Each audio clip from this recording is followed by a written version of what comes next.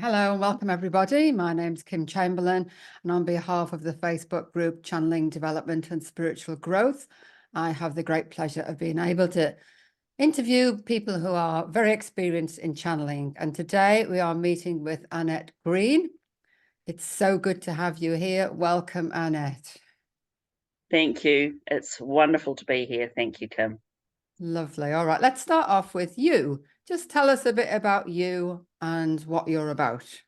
Yep. I'm 62 years old, and I think it was Lulu the other day, the other week that you interviewed. I was not a late starter, but a late becoming aware of spiritual concepts, or able to apply them in particularly accelerated and helpful ways in my later decades. So I do have accelerated spurts of what we call growth, which is kind of experience teamed up with some clarity and some form and some shape, which is useful for myself and those connected to me. So that's been terrific. I'm a Reiki master practitioner and teacher. And my first experience of channeling where I seemed to receive things that I hadn't asked for, but became aware that they're extremely helpful in my practice. That happened during my Reiki practice, so we can chat about that a little bit later as well. And I do channel messages from spirit. I have a group under the name of Aurelia, and that has been an experience in the last year or so when I joined our lovely Facebook page. That has been extremely helpful for me. So it's given a form and a shape. It's woven in very, very nicely with the other parts of me. I do tarot readings, oracle readings, mix it in with a little bit of mediumship work for people, whatever they're needing the most on the day of an appointment, and that's been terrific. And I have been learning about and working in the Akashic Records with Chris Wilson, a beautiful Kiwi lady who I know that you know as well, and who is familiar to us. We got a beautiful presentation with her on our page last year, a beautiful little starter pack there, which was fantastic. So I'm just finding everything's weaving in very, very well in useful ways for myself and others, as I say. So yeah, that's me so far. Wow, that's a lot. You do a lot. That's wonderful. Tell us then about your channeling. Yep. My first reference point for the channeling, Kim, I realise, is when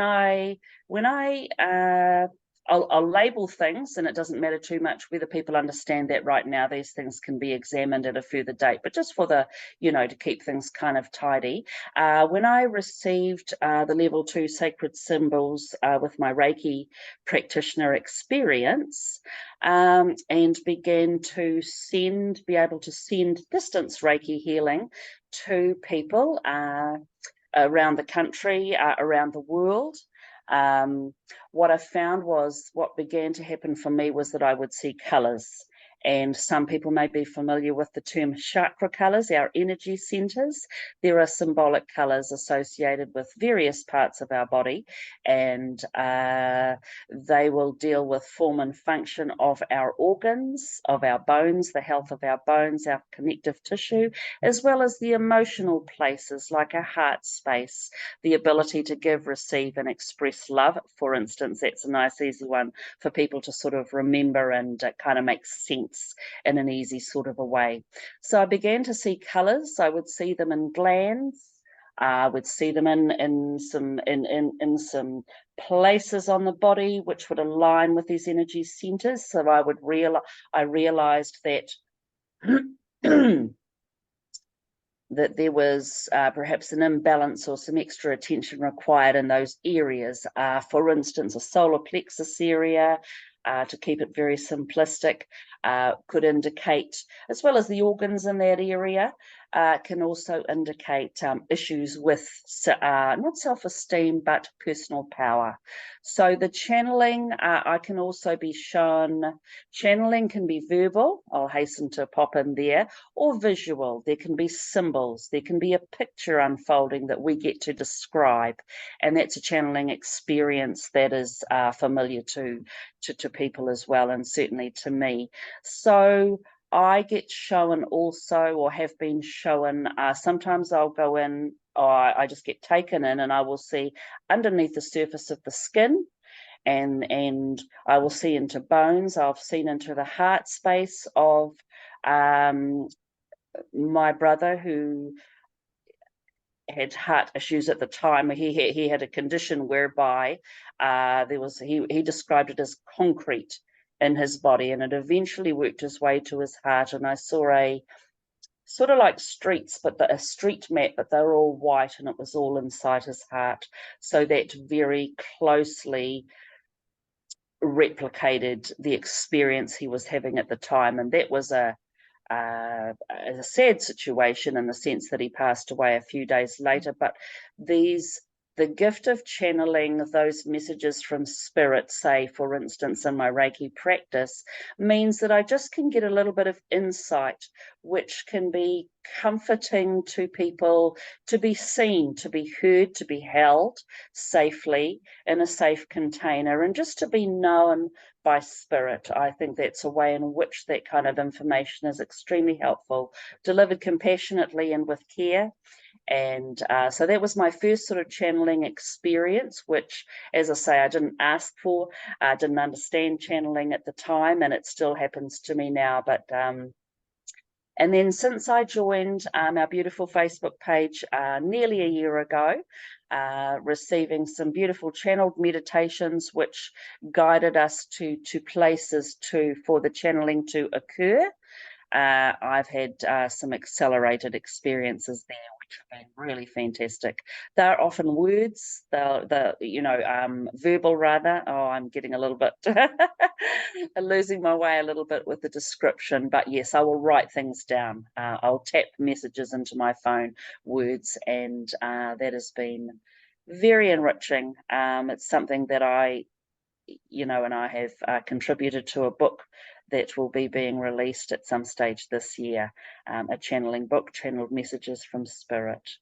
Am I going on too long at this stage, Kim? No, it's very interesting, your take on it. So to be able to channel, Yes. what do you do to get yourself ready? Sometimes it will happen.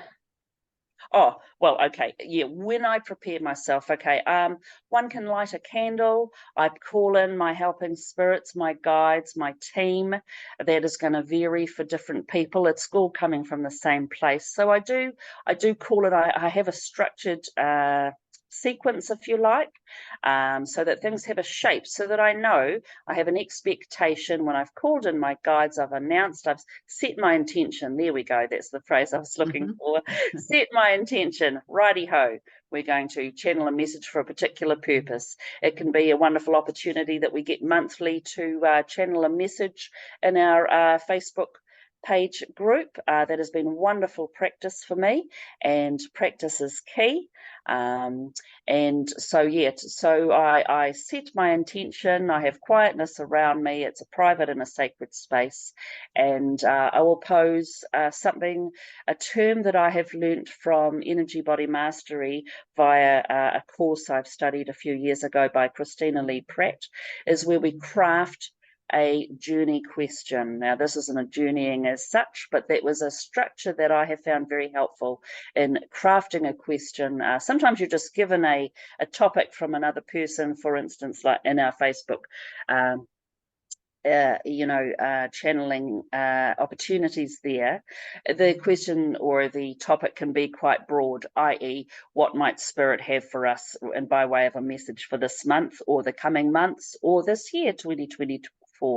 And that was, something that I think you gave us at the beginning of this year, Kim. So I myself will pose questions. depending on the context, if I'm doing it for myself or someone else, or if I'm doing it for a project. So personally, I like things to have a shape. I like clarity. I see no need and I dislike messiness, energetic messiness. And so I like to offer people something that sort of has a shape from which spirit can speak, operate through us, and enhance someone else's experience of channeling and opening their own gifts. Thank you. So for people who are new to Yes. channeling, what advice could you give to them? Lovely. I would recommend these two books. One by Kim Chamberlain, our beautiful interviewer today. Fantastic. Learn How to Channel. Beginner's Guide to Channeling, a book. Absolutely recommended. Another one, these two are my go-tos. That doesn't mean there won't be more in the future. These are my solid rocks. Opening to Channel, I think this was published in about 1993, doesn't matter if I'm slightly out, by Sanaya Roman and Dwayne Packer.